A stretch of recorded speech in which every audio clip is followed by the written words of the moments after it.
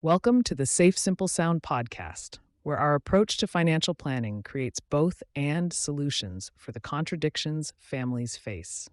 I'm speaking with you today, drawing from our team's chartered financial consultant background and our S3 framework development. In today's episode, we are exploring the concept of durability, specifically regarding the financial institutions we rely on to protect our families. We are diving into a topic we recently covered in our written series, Beyond the Letter Grade: Reinsurance, Ratings, and the Mechanics of Forever. This is part 3 of our Insurer Intelligence series. If you've been following along with our practice, you know that in part 1 we discussed the safe legal jurisdiction, why where an insurer is domiciled matters.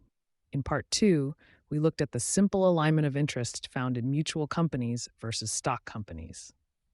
But today we tackle the sound mechanics of the promise itself. Here is the core challenge. When you purchase a 30-year term life insurance policy, or perhaps a lifetime income annuity, you are essentially making a bet. You are betting that the insurance company issuing that promise will still be in business, solvent, and strong 30, 40, or even 50 years from now. Think about that time horizon. 50 years is a lifetime in the business world. Companies rise and fall, industries change. So how do we solve the dilemma of current certainty versus future mystery? How can we feel confident today about a promise that won't be fulfilled until a distant tomorrow? Whether you are looking to protect your income during your working years or secure a legacy for the next generation, this episode will give you the tools to look beyond the marketing brochure. We are going to show you how our S3 approach validates the engine room of an insurance company, ensuring that the promises made to your family are built on bedrock, not sand. Let's begin by establishing the foundation of this discussion. In the Safe, Simple, Sound framework, we often encounter the contradiction between what looks good now and what is actually sustainable later. Traditionally, the financial industry might present this as an either-or dilemma. You can either have a company with flashy marketing and slightly lower premiums today, or a boring, stodgy company with higher costs. But through our Safe, Simple, Sound practice, we view this through the lens of a principle we call time coexistence. This principle suggests that we must use today's data to stress test tomorrow's promise. We don't have to choose between current value and future security. We can have both, provided we know how to measure durability. This brings us to the report card, the ratings agencies. Most of us know that insurance companies have ratings. You might see an A or a B+ on a brochure. But at our firm, we find that very few families, and frankly not enough advisors, understand what those letters actually signify regarding the safety of your capital. We rely on independent rating agencies like AM Best. These agencies analyze an insurer's balance sheet, their operating performance, and their business profile. But here's where the S3 framework applies a specific filter. In the world of Safe, Simple, Sound, we look for superior ratings. This usually means A++ or A+. These ratings indicate an exceptional ability to meet ongoing insurance obligations. From our perspective, this is the standard for core foundational assets. When we are building the safe bucket of a financial plan, we aren't looking for good enough. We are looking for superior. Now, you will see companies rated A or A. These are excellent companies. However, they are perhaps slightly more vulnerable to adverse economic changes than their superior counterparts. Then, there are companies rated B++ and below. The rating agencies define these as good or fair. But drawing from our S3 philosophy, we have to be very clear. These ratings are rarely suitable for long-term, safe money. Why do we draw such a hard line? Because in our practice, we view a rating not as a guarantee, but as a snapshot. An A rating tells you the weather today. It tells you that right now the sun is shining on that company's balance sheet. But when we are planning for 30 years down the road, we aren't interested in the weather. We are interested in the climate.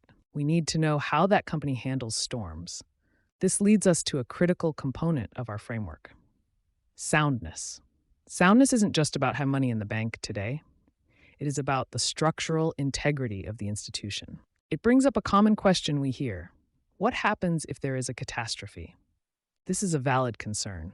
It aligns with the need for safety. If a massive hurricane hits, or a global pandemic occurs, causing billions in claims all at once, how does an insurance company survive?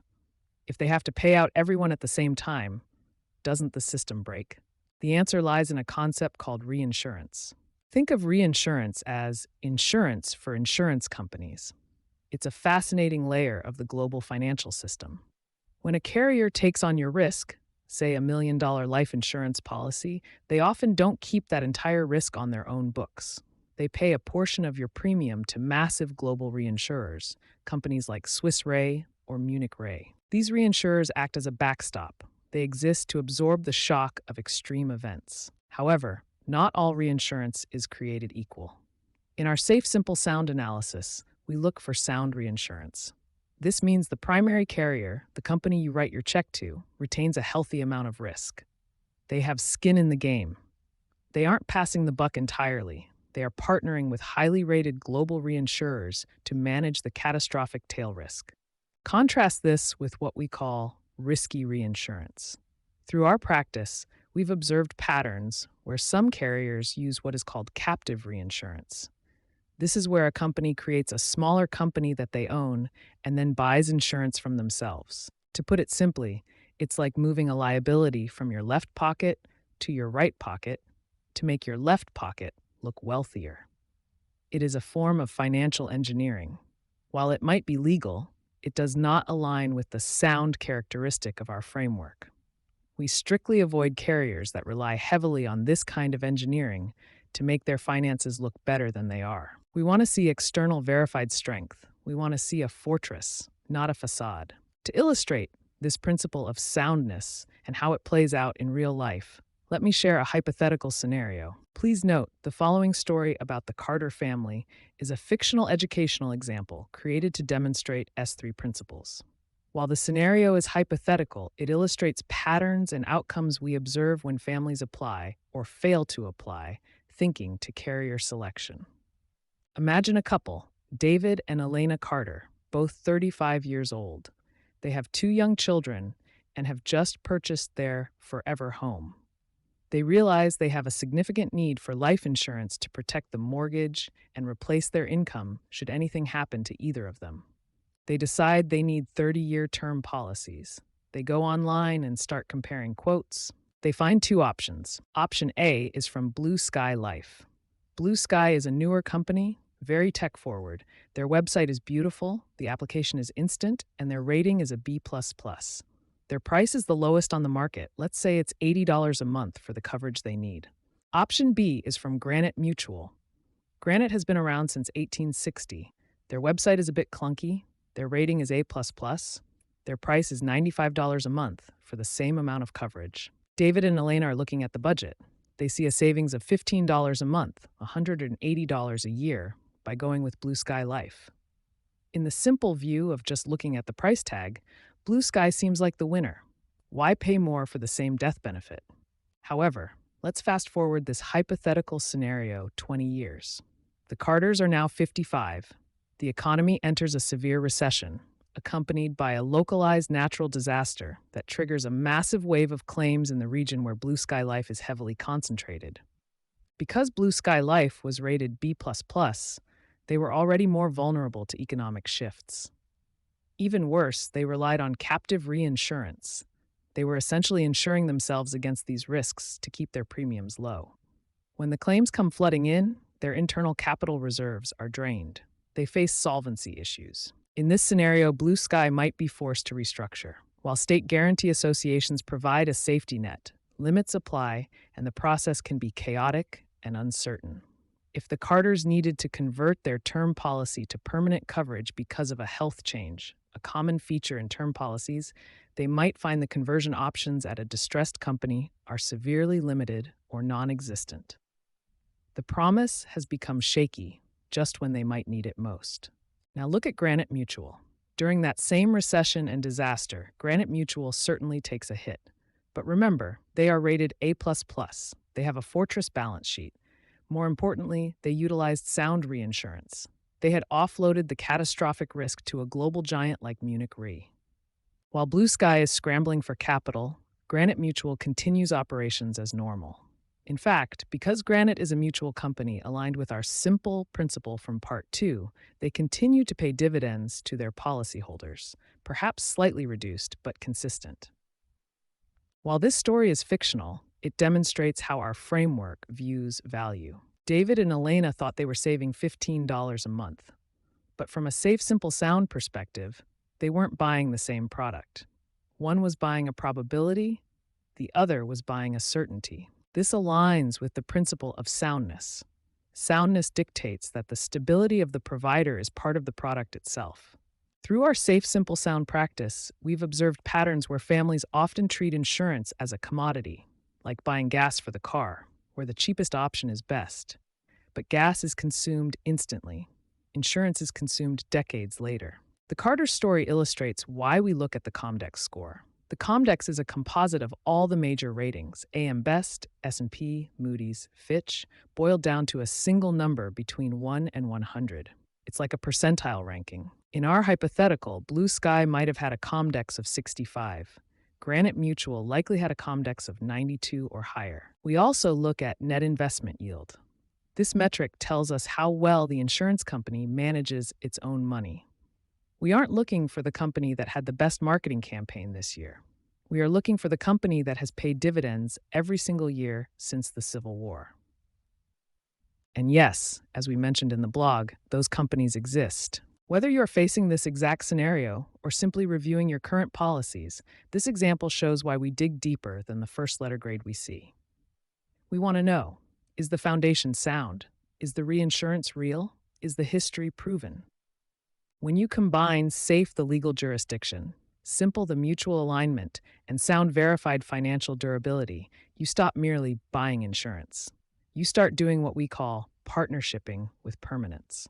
As we wrap up this episode on the mechanics of forever, let's summarize the insights we've uncovered today. Building a financial fortress requires materials that endure. It is not enough to have a good intention. You must have structural integrity. 1. Safe. We look for admitted status within the proper legal jurisdiction. 2. Simple. We prefer the mutual alignment of interest, where you are an owner, not just a customer. 3. Sound. We demand verified financial durability, evidenced by superior ratings A++, sound reinsurance practices, no financial engineering, and a history of weathering storms. From our team's perspective at SafeSimpleSound, this provides the stability we look for in a chaotic world. It allows you to sleep at night, knowing that the promises protecting your family are backed by institutions designed to survive the next century, just as they survived the last one. Our goal with this podcast and with our practice is educational generosity. Whether you choose to work with our firm or not, we want you to be equipped with the ability to distinguish a strong promise from a weak one. You don't need a finance degree to spot a weak carrier. You just need to know which report card to look at and to understand that a B++ rating is not a passing grade for your family's safety. This episode draws from our recent blog post, Beyond the Letter Grade, which you can find at SafeSimpleSound.com. However, we know that looking up Comdex scores and analyzing reinsurance treaties can be complex.